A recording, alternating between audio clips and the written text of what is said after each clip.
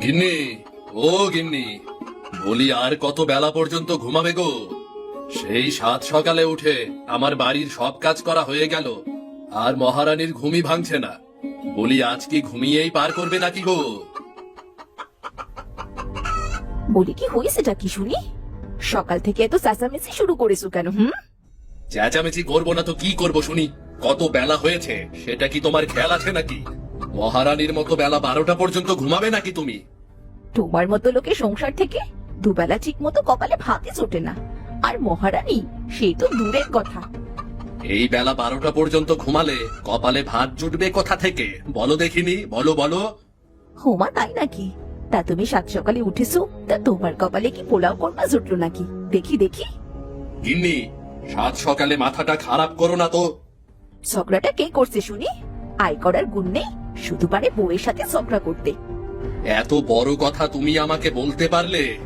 আরে আয় যদি না করতাম, যে একবেলা খাবার খাচ্ছ সেটাও কপালে জুটতো না। বাবা বাবা, বড্ড আত্মসম্মানে খালে গেছে। তা কি এমন কথা বললাম গো? যা তোমার মুরদ আছে সেটাই তো বলেছি। ধ্যাত, তোমার সাথে কথা বলাই আমার ভুল হয়েছে। ইস, মিনসির রাগ দেখলে বাসি নেই। বলি খাওয়া পড়া মাখা সবকিছু পরিপূর্ণ দিয়ে তবেই রাগ করু। সত্য সব।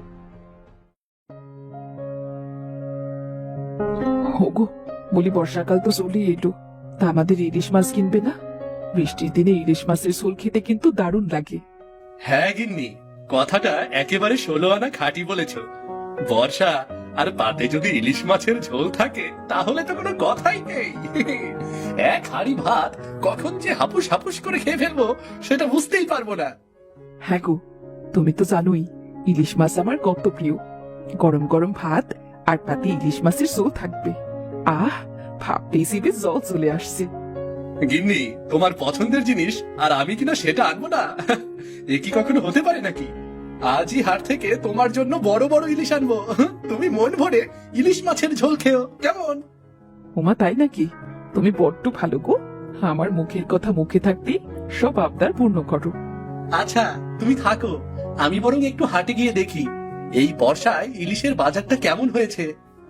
আচ্ছা যাও, সাবধানে যেও, আর তাড়াতাড়ি ফিরে এসো কিন্তু।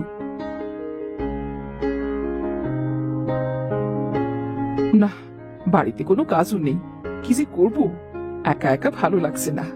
যাই, একটু রিনার কাটা খাই নুনের সিটা দিয়ে আসি, মানুষকে জ্বালাতে কি যে ভালো লাগে না।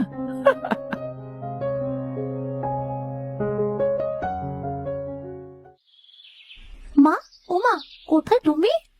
আমি গোয়াল ঘরে লালিকে খাবার খেতে দিচ্ছি। এই রানী, তোর মা কোথায় রে? আরে চাচি, আপনি বসুন না, মা গোয়াল ঘরে লালিকে খাবার খেতে দিচ্ছে। ওমা তাই নাকি? হ্যাঁ চাচি, আপনি বসুন। এই রানী, তুই কার সাথে কথা বলছিস রে? মা, লতিকা চাচি এসেছে, চাচির সাথে কথা বলছি। না, একজন হাড় চালিয়ে গেল আর একজন পিন্ডি চটকাতে চলে এসেছে। হ্যাঁ রে রিনা, তোর সারাটা দিন কত কাজ করতে হয়, আর আমাকে দেখ, সংসারের একটা কাজও করতে হয় না। সবার কপাল তো আর তোমার মতো সোনায় মোড়ানো হয় না গো দিদি। হ্যাঁ রে, তা অবশ্য ঠিকই বলেছিস, আমার মতো কপাল পেতে তো কপাল লাগে। মা, আমার বড্ড খিদে লেগেছে, আমার খেতে দাও না। দাঁড়া মা, এক্ষুনি চালটা পুড়িয়ে আনি, তারপর তোকে পান্তা ভাত মাখিয়ে দিচ্ছি। না মা, রোজ রোজ ওই চাল দিয়ে পান্তা খেতে আমার একদম ইচ্ছে করে না। সকালে তো কোটা গরম ভাতও রান্না করতে পারো নাকি? শোন রানী, গরম ভাত রান্না করতে পারলে তোকে কি পান্তা ভাত দিতাম? তাহলে তো তোকে গরম ভাতই দিতাম। না মা, আমার পান্তা খেতে একদমই ইচ্ছে করে না। তাই তো, ছোট মানুষ রোজ রোজ কি পান্তা খেতে চায় নাকি? আমরা তো পান্তা ভাত কখনোই খাই না, রোজ রোজ গরম ভাত, আলু ভর্তা, ডিম ভাজি, আরো কত কিছু খাই। থাক থাক দিদি, আর বলো না, এমনিতেই রানী পান্তা ভাত খেতে চাইছে না। মা রানী, তুই বস, আমি ঝাল পুড়িয়ে এক্ষুনি নিয়ে আসছি। আচ্ছা যা, কি আর করা, গরিব হলে কত কিছুই সহ্য করতে হয়। নিজের জ্বালায় বাঁচি না, তার উপরে পাড়া প্রতিবেশীদের কথার ঠেলায় আর রক্ষে নেই। না মা, আমি ওই ঝাল পোড়া দিয়ে ভাত খাবোই না। খেয়ে নে রানী, কি আর করবি, তোরা তো আর আমাদের মতো বড় লোক না, যা আছে তাই দিয়ে খেয়ে নে। ঠিকই খেত, তুমি যদি এসব ভালো খাবারের নামগুলো না বলতে। তাও মা, চা আছে খেয়ে নি, খুব খিদে পেয়েছে। হঠাৎ আকাশ কালো করে জোরে বিদ্যুৎ চমকাতে লাগলো, ঝুম ঝুম করে বৃষ্টি পড়া শুরু হলো। হায় হায়, হঠাৎ করে বৃষ্টি শুরু হলো। তোমরা বসো, আমি কটা জ্বালানি তুলে আনি গে, না হলে তো আবার রান্না করতে পারবো না। আহ মা, তুমি তো ভিজেই গেছো। এই বৃষ্টিতে ভিজলি? এবার তো তাহলে জ্বর আসবে তো। না, জ্বর আর আসবে কোথা থেকে, আর আসলেই বা কি? আমার বাবা এসব কষ্ট করতে হয় না, সব তোর দাদাই আমাকে বুঝিয়ে দেয়। তোমার মতো সব গজনের আছে, তোমার সুখের কথা চিন্তা করাও আমাদের শূন্য স্বপ্ন। বৃষ্টি বেশ ভালোই হচ্ছে, তোর দাদা বাজারে গেছে ইলিশ কিনতে। বৃষ্টির দিনে ইলিশ মাছ খেতে দারুণ মজা লাগবে। চাচি, ইলিশ মাছ খেতে বসে খুব মজা লাগে। কেন রে, তুই বুঝি কখনো ইলিশ মাছ খাসনি? না চাচি, বাবা তো কখনো ইলিশ মাছ আনেনি, তাহলে খাবো কি করে? ইলিশ মাছের যে স্বাদ তা কখনোই ভোলা যায় না। ইলিশ মাছের স্বাদটা মুখে লেগে থাকে। ওমা, তাই নাকি? এত মজার হয়? হ্যাঁ রে রানী, আরো যদি বৃষ্টির দিনে ইলিশ মাছের ঝোল হয় আর গরম গরম কটা ভাত, তাহলে তো আর কথাই নেই। আহ, কি যে স্বাদ! মা, ওমা, আমিও ইলিশ মাছ খাবো। তাই তো রিনা, সবসময় না পারিস, দু একবার তো মেয়েটাকে ইলিশ মাছ খাওয়াতে পারিস নাকি? বাজার থেকে কিনে না আনলে আমি কোথা থেকে খাওয়াবো? হ্যাঁ রে, হাবু তো মাছ ধরে, তাও ইলিশ মাছ পারে না। না, জানি না, বাড়ি তো কখনো আনতে দেখলাম না। আচ্ছা থাক তোরা, আমি আসি রে। মা, ওমা, ইলিশ মাছের ঝোল দিয়ে ভাত খাবো মা। আমাদেরও ইলিশ মাছের ঝোল রান্না করলো মা। মারবো একটা থাকবো, যার মুখে যেটা শুনবে সেটাই খেতে হয় নাকি? তুমি সবসময় এমন করো। এই হাবু, মাঝ নদীতে যাবি নাকি? শুনেছি বৃষ্টি হলেই নাকি মাঝ নদীতে বড় বড় ইলিশ পাওয়া যায়। কিন্তু এত বৃষ্টিতে আমাদের ওইটুকু নৌকা ডুবে যাবে না তো? আরে চল না রে, একটু সাহস করে গিয়ে দেখি না রে। বড় নৌকার জন্য আমরা তো কখনো মাছ নদীতে যেতেই পারি না, আর আমাদের কপালেও কখনো ইলিশ মাছও জোটে না রে। হ্যাঁ রে কালু, বউ বাচ্চাদের কখনো ইলিশ মাছও খাওয়াতে পারি না। কি করে খাওয়াবো? বড় বড় নৌকাগুলো তো আমাদের মাছ নদীতে যেতেই চায় না, তাদের চোখে তো আমরা কখনো করি না। হ্যাঁ রে, আজ বর্ষার কারণে তো সব বড় নৌকার মাঝিরা ঘাটে নৌকা বেঁধে বাড়ি ফিরে যাচ্ছে। আজই আমাদের সুযোগ, আজ যদি কটা ইলিশ মাছ ধরতে পারি তাহলে একদিন হলেও বড় ইলিশের স্বাদটা তো নিতে পারবো নাকি?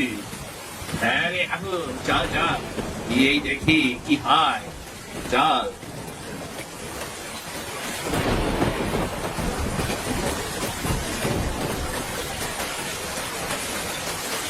কালু রে, আমরা তো মাঝ নদীতে চলে এসেছি রে।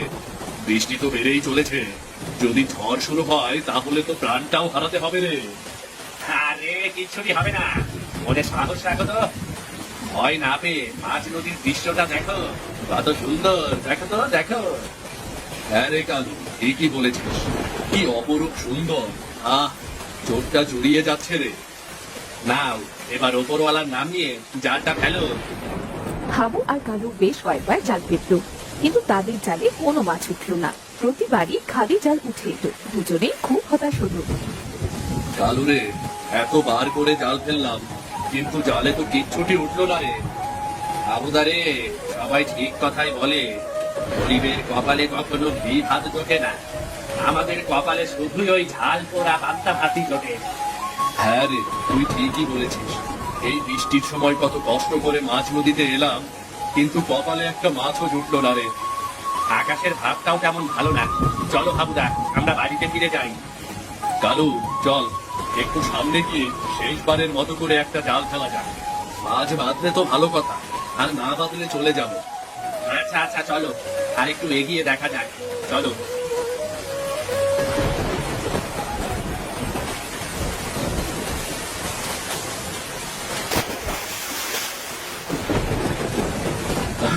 আরে কালু দেখ, আমার জালে কত বড় বড় রূপালী ইলিশ উঠেছে রে।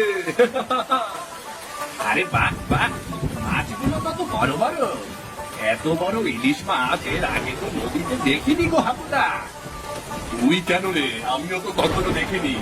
হা করে তাকিয়ে না থেকে তাড়াতাড়ি জাল ফেল। আমিও কটা মাছ হাড়িতে ভরে নেই। হ্যাঁ হ্যাঁ হ্যাঁ হাবুদা, হ্যাঁ। কালু, তোর জালেও তো বড় বড় মাছ উঠেছে রে। চল আরো কয়েকবার জাল ফেলি, চল চল। আমার কি যে খুশি লাগছে গো হাবুদা। ছোট ছোট ছেলে মেয়েরা বাড়িতে ইলিশ মাছের জন্য খুব বায়না করে। আজ পরিবার নিয়ে একসাথে বসে ইলিশের ঝোল দিয়ে ভাত খেতে পারবো। আরে কালু, ঠিকই বলেছিস। নে নে নে, তাড়াতাড়ি নে, বৃষ্টি তো হয়েই চললো রে, আমার কোনো নামগন্ধ নেই। এরপর হাবু আর কালু কয়েকবার জাল ফেললো।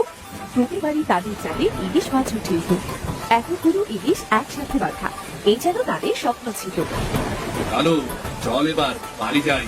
বেশি লোভ করা কিন্তু ভালো না, ঝড় উঠলে নৌকা ডুবে যাবে। হ্যাঁ রে, ঠিকই বলেছিস। মানুষ বলে না, অতি লোভে তাঁতি নষ্ট। চল চল চল, ফিরে যাই।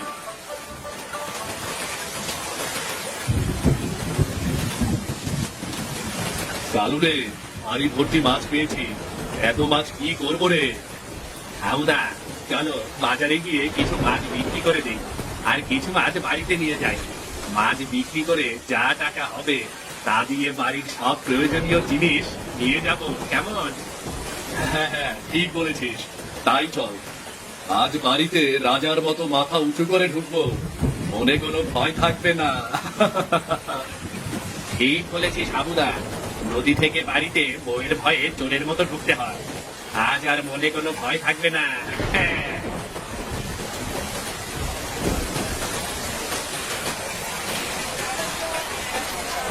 বলেন না, আজ তোমার কাছে কোনো মাছ নেই যে?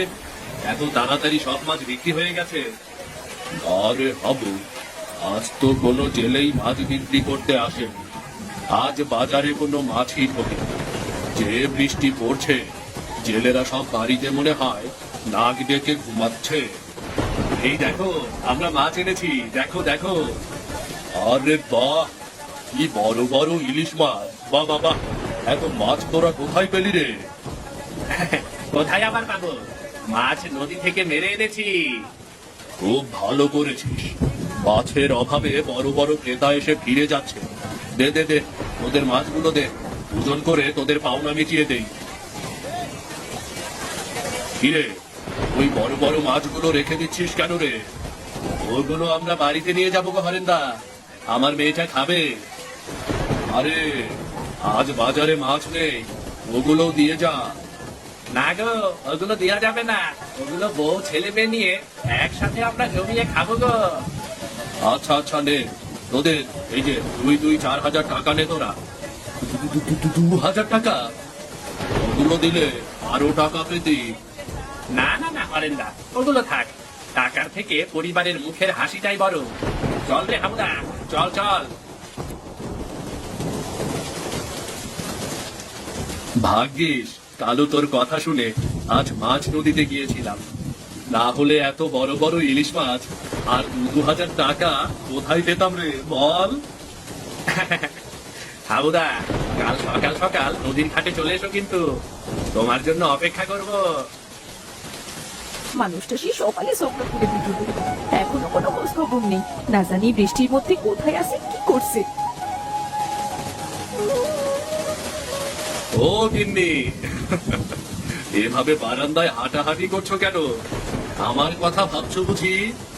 ওগো, ওগো, তুমি কোথায় ছিলে? একটু না হয় ঝগড়া করেছি, তাই বলে কি বাড়ি ফিরবে না? আরে না গিন্নি, আজ মাছ ধরতে মাছ নদীতে গিয়েছিলাম। এই দেখো, কত বড় বড় ইলিশ মাছ এনেছি, আর তোমার সংসারের সব জিনিসও এনেছি, দেখো। ওগো, এত কিছু তুমি কোথায় পেলে? এত টাকা, এত বাজার, এত বড় বড় ইলিশ মাছ? কেন, আয় করে এনেছি। তুমি কথায় কথায় খোটা দাও আমি কাজ করতে পারি না, আয় করতে পারি না। তাই আজ দেখিয়ে দিলাম, সব মাছ নদীর খেল গো, সব মাছ নদীর খেল। সারাদিন তোমার কথাই ভাবছিলাম যে আমার বাবাটা কোথায় আছে, কি করছে। নাও বাবা, গামছাটা ধরো, ভেজা গাটা মুছে নাও বাবা। দেখেছো, আমার মেয়েটার সব দিকে নজর আছে। এখনো দাঁড়িয়ে কেন, তাড়াতাড়ি যাও, মাছগুলো কেটে ঝোল করো, আমার মেয়েটা আজ পেট ভরে নদীর টাটকা ইলিশের ঝোল দিয়ে ভাত খাবে। কি মজা কি মজা। আজ আমাদের বাড়ি হবে ইলিশ মাছের ঝোল রান্না। বাবা বাবা ইলিশ মাছ এনেছে। ও মা, এত বড় ইলিশ!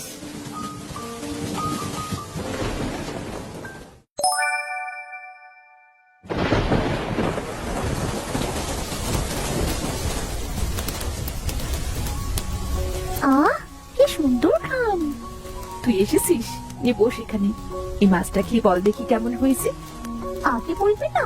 আমি তো সে কখন থেকে অপেক্ষা করছি।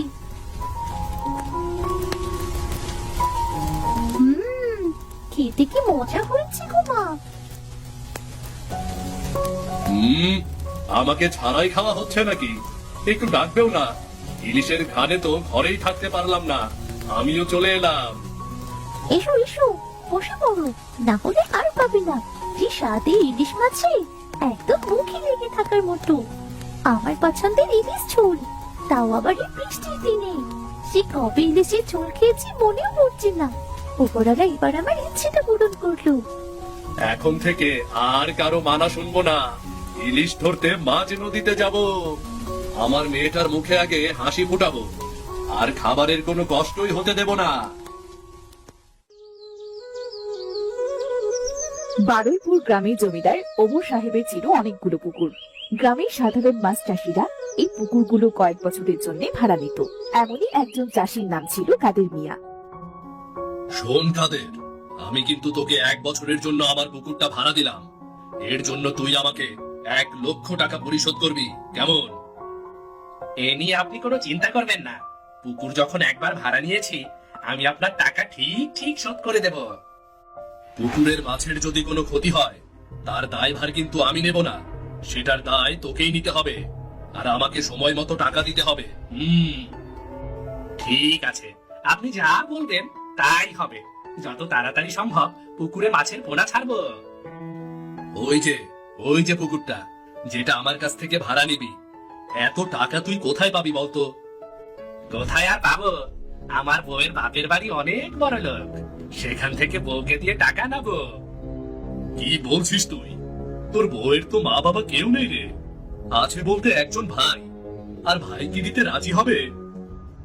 কেন হবে না? এর আগেও তো আমি আমার বউকে দিয়ে অনেক টাকা নিয়েছি, আর এইবার তো মাত্র 1 লক্ষ টাকা। যেটা ভালো মনে হয় করবি, যা। আমি তোকে এ ব্যাপারে কিছু বলবো না, কিন্তু সময় মতো আমাকে কিন্তু টাকা দিতে হবে বলে দিলাম।